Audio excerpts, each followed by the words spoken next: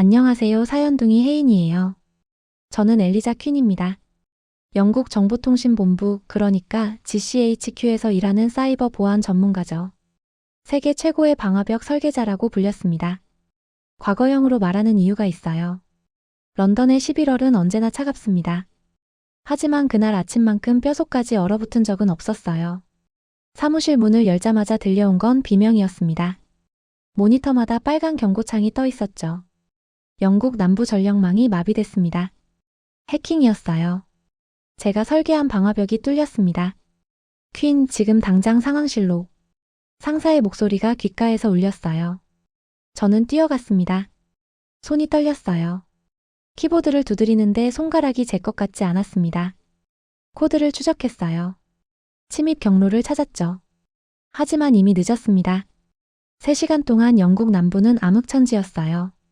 회의실에서 질책이 쏟아졌습니다. 당신이 만든 시스템이 이 모양이요? 저는 변명할 수 없었어요. 제 자존심이 산산조각 났습니다. 세계 최고라고 믿었던 제 실력이 한순간에 무너졌죠. 그날 밤 저는 집에 돌아가지 못했습니다. 사무실 책상에 앉아 전 세계 사이버 보안 순위를 검색했어요. 어디가 가장 강할까? 어디가 제대로 막아낼까? 그때 눈에 들어온 게 있었습니다. 대한민국 사이버 보안 인프라 세계 1위. 처음엔 믿기지 않았어요. 한국이라고요? K-팝이나 스마트폰 만드는 나라 아닌가요? 하지만 자료를 파고들수록 놀라웠습니다. 정부 시스템, 금융망, 전력망 모두 2중 3중 보안. 실시간 모니터링 체계. 그리고 이 문장이 제 시선을 사로잡았습니다. 총이 아니라 코드로 나라를 지킨다. 저는 그 문장을 소리내어 읽었어요. 가슴이 두근거렸습니다. 이건 단순한 기술이 아니었어요. 철학이었습니다. 저는 그날 밤 처음으로 생각했죠. 내가 틀렸던 걸까? 며칠 뒤 이메일 한 통이 도착했습니다. 서울국제사이버보안 포럼 초청장이었어요.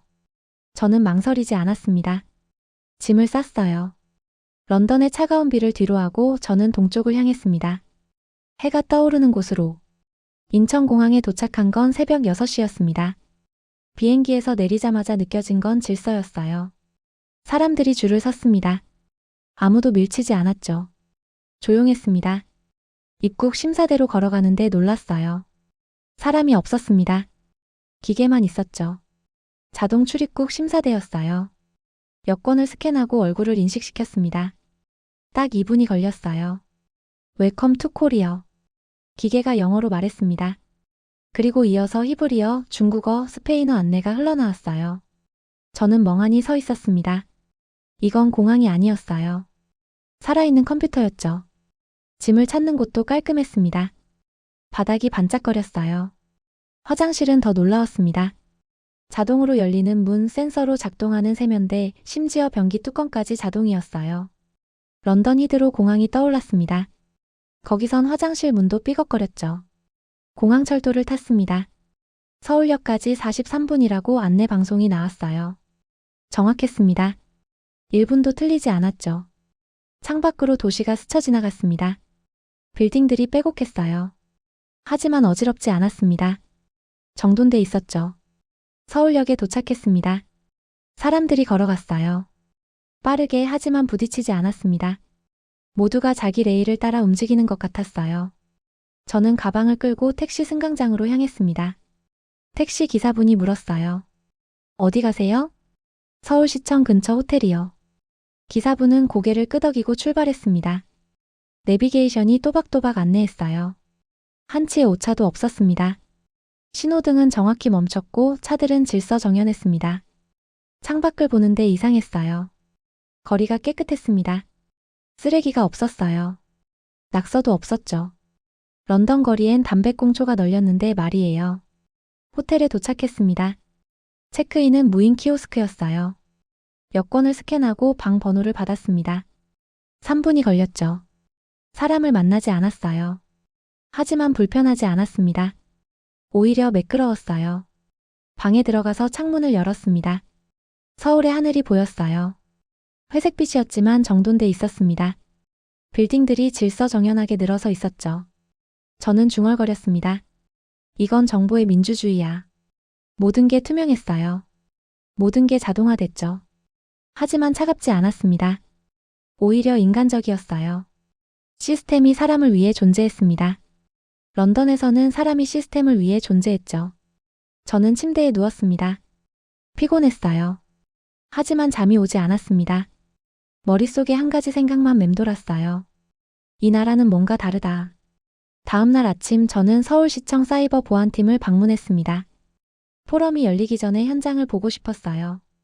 안내를 받아 지하 3층으로 내려갔습니다. 문이 열리자 거대한 모니터 벽이 나타났어요. 실시간으로 데이터가 흐르고 있었습니다. 서울시 전체의 네트워크 트래픽이었어요. 공공 와이파이, 교통 시스템, 긴급 신고망까지 한눈에 보였습니다. 제 입이 벌어졌어요. 이게 전부 실시간이에요? 담당자가 고개를 끄덕였습니다. 네, 0.3초 단위로 갱신됩니다. 저는 숨이 막혔어요. 런던에선 이런 시스템을 상상도 못했습니다. 우리는 지역별로 쪼개진 데이터를 통합하는 것도 버거웠죠. 그런데 여기선 도시 전체를 하나로 관리하고 있었어요. 방화벽 구조를 보여주실 수 있나요? 담당자가 화면을 전환했습니다. 코드가 펼쳐졌어요. 저는 한 줄 한 줄 읽어 내려갔습니다. 놀라웠어요. 이건 단순한 방어벽이 아니었습니다. 닫힌 구조였죠. 공격이 들어오면 자동으로 경로를 차단하고 우회시켰어요. 마치 살아있는 유기체 같았습니다. 이 알고리즘은 누가 만들었죠? 저희 팀에서 공동 개발했습니다. 공동 개발이라고요? 런던에선 개발자마다 자기 코드를 숨겼어요. 경쟁이었죠. 하지만 여기선 달랐습니다. 협업이었어요. 저는 개발자들을 관찰했습니다. 20대 후반으로 보이는 젊은 엔지니어들이었어요. 그들은 조용히 키보드를 두드렸습니다. 대화는 적었어요. 하지만 집중력이 대단했습니다. 단 한 줄의 코드도 대충 넘어가지 않았어요. 점심시간이 됐습니다. 다들 자리에서 일어났어요. 하지만 서두르지 않았습니다. 질서정연하게 식당으로 향했죠. 저도 따라갔습니다. 구내 식당은 깔끔했어요. 메뉴판이 디지털이었습니다. 터치 한 번으로 주문이 끝났죠. 음식을 받아 자리에 앉았습니다. 맛있었어요. 하지만 그것보다 놀라운 건 분위기였습니다. 아무도 떠들지 않았어요. 조용히 식사했습니다. 밥을 먹고 나면 식판을 스스로 정리했어요.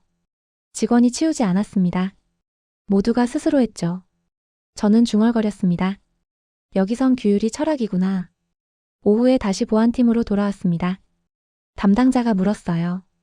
영국은 어떤 시스템을 쓰나요? 저는 솔직하게 답했습니다. 분산형이에요. 지역마다 독립적으로 운영되죠. 그럼 통합 관제는요? 어렵습니다. 각 지역이 협조를 안 하거든요. 담당자가 고개를 끄덕였습니다. 여기선 불가능한 일이네요. 맞아요. 여기선 불가능했습니다. 왜냐하면 여기선 시스템보다 사람이 먼저였으니까요. 기술이 아니라 규율이 우선이었죠. 저는 그제야 깨달았습니다. 강한 건 코드가 아니라 사람의 규율이었어요. 포럼 이틀째 되던 날이었습니다. 발표가 한창 진행 중이었어요. 저는 무대 뒤에서 대기하고 있었죠. 제 차례가 다가오고 있었습니다. 그때였어요. 비명이 들렸습니다. 누군가 소리쳤어요. 공격이에요. 저는 뛰어나갔습니다. 무대 위 스크린에 빨간 경고창이 떠 있었어요. 대한민국 정부 기관 사이트들이 동시다발적으로 해킹당하고 있었습니다. 디도스 공격이었죠. 포럼은 순식간에 긴급 상황실로 바뀌었습니다. 보안 전문가들이 노트북을 열었어요. 저도 합류했습니다. 손가락이 키보드 위를 날아다녔죠. 공격 패턴을 분석했습니다. 복잡했어요. 여러 경로에서 동시에 들어오고 있었습니다. 본넷이었어요. 수십만 대의 좀비 컴퓨터가 동원된 것 같았습니다. 발신지 추적이 안 돼요. 누군가 소리쳤습니다. 저도 마찬가지였어요. IP가 계속 바뀌고 있었습니다. 추적이 불가능했죠. 시간이 흘렀습니다. 1시간, 2시간.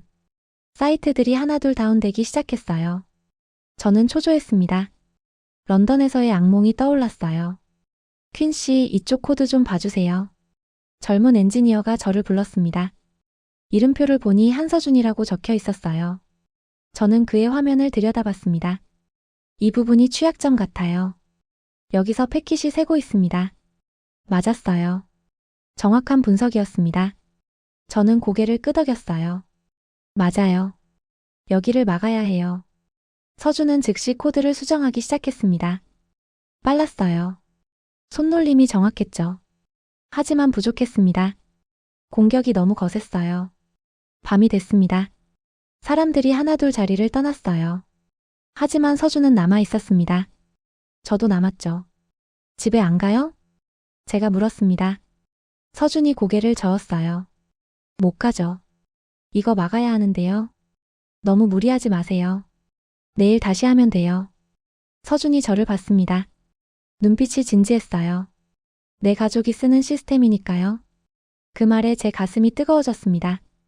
런던에선 들어본 적 없는 말이었어요. 우리는 일을 했습니다.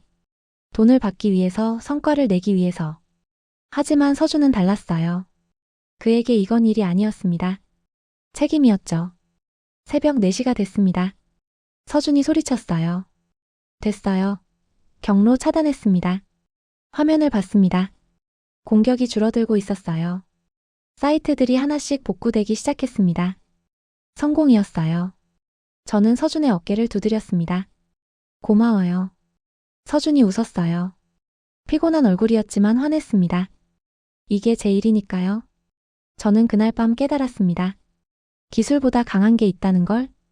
그건 책임감이었어요. 공공을 위한 헌신이었죠. 런던에선 개인주의가 지배했습니다.